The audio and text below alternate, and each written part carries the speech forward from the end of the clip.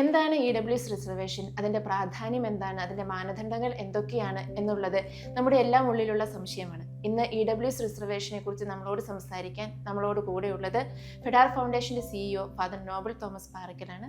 Welcome. +1 അഡ്മിഷന്റെ ആരംഭം മുതൽ നമ്മൾ കേൾക്കുന്നതാണ് റിസർവേഷൻ. എന്താണ് ശരിക്കും റിസർവേഷൻ? ഭരണഘടന അനുസരിച്ച് സംവരണം ലഭ്യമാകുന്നത് ഭാരതത്തിൽ പല കാരണങ്ങൾ കൊണ്ട് സമൂഹത്തിൽ പിന്നാക്കമായി പോയ മനുഷ്യർ, പല കാരണങ്ങൾ കൊണ്ട്. അപ്പോൾ അങ്ങനെയുള്ള മനുഷ്യരെ സമൂഹത്തിൻ്റെ മുൻനിരയിലേക്ക് കൊണ്ടുവരാൻ വേണ്ടിയാണ് അവർക്ക് ജോലിയിലും വിദ്യാഭ്യാസത്തിലുമൊക്കെ ഒരു നിശ്ചിത സീറ്റുകൾ ഗവൺമെൻറ് സംവരണം ചെയ്ത് കൊടുത്തിരുന്നത്. അപ്പോൾ ഈ സമൂഹത്തിലെ പിന്നാക്കാവസ്ഥയുടെ കാരണം എന്ന് പറയുന്നത് പലതാണ്. അപ്പോൾ പുതിയ കാലഘട്ടത്തിൽ ദാരിദ്ര്യം ഈ പിന്നാക്കാവസ്ഥയ്ക്ക് കാരണമാകുന്നു എന്ന് നമ്മൾ സർക്കാരിനെ ബോധ്യപ്പെടുത്തുകയും അങ്ങനെ അത് ബോധ്യപ്പെട്ടതിൻ്റെ അടിസ്ഥാനത്തിൽ സംവരണരഹിത സമുദായങ്ങളായിട്ട്, അതായത് ജനറൽ കാറ്റഗറിയിൽ നിലനിന്നിരുന്ന സമുദായങ്ങളിൽ സാമ്പത്തികമായി പിന്നാക്കാവസ്ഥയിലുള്ളവർക്ക് എന്ന് പറഞ്ഞാൽ ദരിദ്രരായിരിക്കുന്നവർക്ക് 10% സംവരണം കേന്ദ്രവും സംസ്ഥാനവും അത് കൊണ്ടുവരികയും ചെയ്തു. അപ്പോൾ ഈ സംവരണത്തെയാണ് EWS സംവരണം അല്ലെങ്കിൽ EWS റിസർവേഷൻ, സാമ്പത്തിക സംവരണം എന്ന് നമ്മൾ വിളിക്കുന്നത്.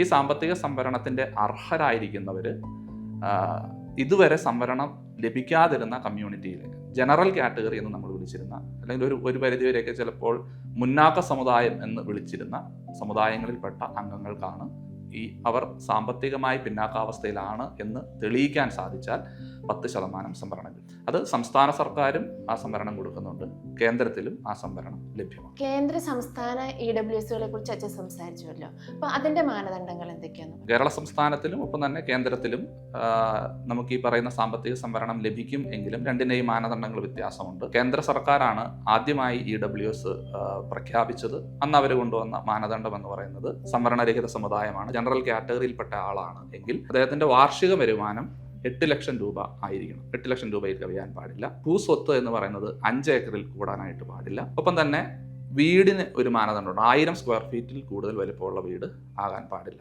എന്നിവയാണ് പ്രധാനപ്പെട്ട 3 മാനദണ്ഡങ്ങൾ.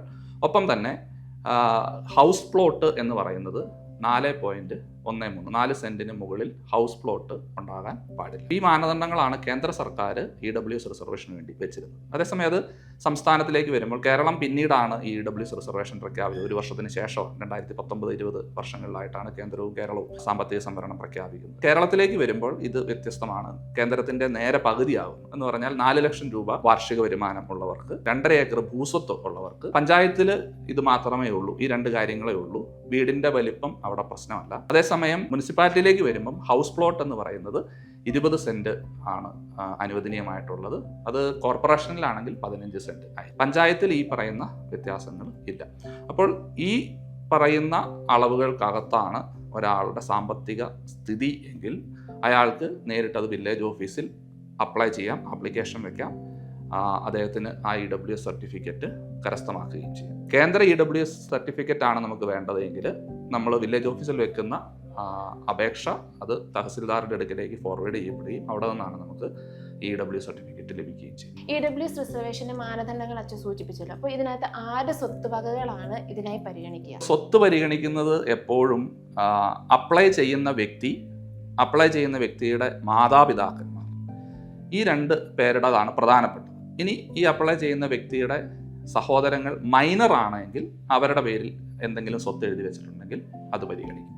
ഇനി അപ്ലൈ ചെയ്യുന്ന വ്യക്തിയുടെ ജീവിത പങ്കാളി, പുരുഷനാണെങ്കിൽ ഭാര്യയുടെ വരുമാനം പരിഗണിക്കും, സ്ത്രീ ആണെങ്കിൽ ഭർത്താവിൻ്റെ വരുമാനം പരിഗണിക്കും. ഒരു പെൺകുട്ടിയെ ഒരു വീട്ടിലേക്ക് കെട്ടിച്ചു വിട്ടു എങ്കിൽ ആ പെൺകുട്ടിയുടെ ഭർത്താവിൻ്റെ വരുമാനവും ആ പെൺകുട്ടിയുടെ മാതാപിതാക്കളുടെ വരുമാനവുമാണ് ഇതിൻ്റെ അകത്ത് പരിഗണിക്കുക. അത് കഴിഞ്ഞ സാമ്പത്തിക വർഷത്തിലത്തേതാണ്. കഴിഞ്ഞ സാമ്പത്തിക വർഷത്തിൽ ഈ പറയുന്ന മാനദണ്ഡങ്ങൾ ഈ വ്യക്തിയുടെ ജീവിതത്തിൽ, ഈ ആപ്ലിക്കൻറ്റിൻ്റെ അപേക്ഷാർത്ഥിയുടെ ജീവിതത്തിൽ എങ്ങനെയാണ് വന്നത്, എങ്ങനെയാണ് ഉണ്ടായിരുന്നത് എന്നതിൻ്റെ അടിസ്ഥാനത്തിലാണ് ഈ പ്രാവശ്യം EWS സർട്ടിഫിക്കറ്റ് ഇഷ്യൂ ചെയ്യുന്നത്. EWS സർട്ടിഫിക്കറ്റിൻ്റെ വാലിഡിറ്റി 1 വർഷമായി. നമുക്ക് EWS അർഹതയുണ്ട്. വില്ലേജ് ഓഫീസിൽ നമ്മൾ അപേക്ഷ വെച്ചിട്ട് നമുക്കത് ലഭിക്കുന്നില്ല. അപ്പോൾ ഇത് അർഹതപ്പെട്ടവർക്ക് ലഭിക്കാനായിട്ട് വേറെ എന്തെങ്കിലും നിയമ നടപടികളുണ്ടോ? തീർച്ചയായും ഇതിൻ്റെ അകത്ത് ഈ അപേക്ഷകൾ തള്ളിക്കളഞ്ഞിരുന്ന സമയങ്ങളും സാഹചര്യങ്ങളും ഉണ്ടായിരുന്നു. അപ്പോൾ അതിന് മാറ്റം വന്നു. കാരണം EWS എന്ന് പറയുന്നത് ഒരു പുതിയ സംവരണവും സംവിധാനമായതുകൊണ്ട് ഓഫീസുകൾക്കത് പരിചയപ്പെട്ട് വരാനുള്ള ഒരു സമയം ഉണ്ടായിരുന്നു. ഇപ്പോൾ അത്ര റിജക്ഷൻസ് വരുന്നില്ല. ഏതെങ്കിലും കാരണവശാൽ അന്യായമായിട്ടാണ് വില്ലേജ് ഓഫീസിൽ നിന്ന് അത് റിജക്റ്റ് ചെയ്യപ്പെടുന്നത് എങ്കിൽ നമുക്കത് മേൽ ഓഫീസിൽ തഹസിൽദാരുടെ അടുത്ത് നമുക്കതിന് അപ്പീൽ കൊടുക്കാം. വില്ലേജ് ഓഫീസറുടെ അടുക്കൽ നിന്ന് തന്നെ അതിൻ്റെ കാരണം നമുക്ക് എഴുതി മേടിക്കാം. എന്തുകൊണ്ടാണ് ഇത് തരാത്തത് എന്നുള്ളതിൻ്റെ കാരണം എഴുതി മേടിക്കാം. 15 ദിവസത്തിനുള്ളിൽ തന്നെ നമുക്ക് ആ കാരണം, അത് അപേക്ഷ നമുക്ക് ലഭിക്കേണ്ടതാണ്. കിട്ടുന്നില്ലെങ്കിൽ അത് എഴുതി മേടിക്കാം. എഴുതി മേടിച്ച് മേൽ ഓഫീസുകളിൽ നമുക്കത് അപ്പീൽ കൊടുക്കാം.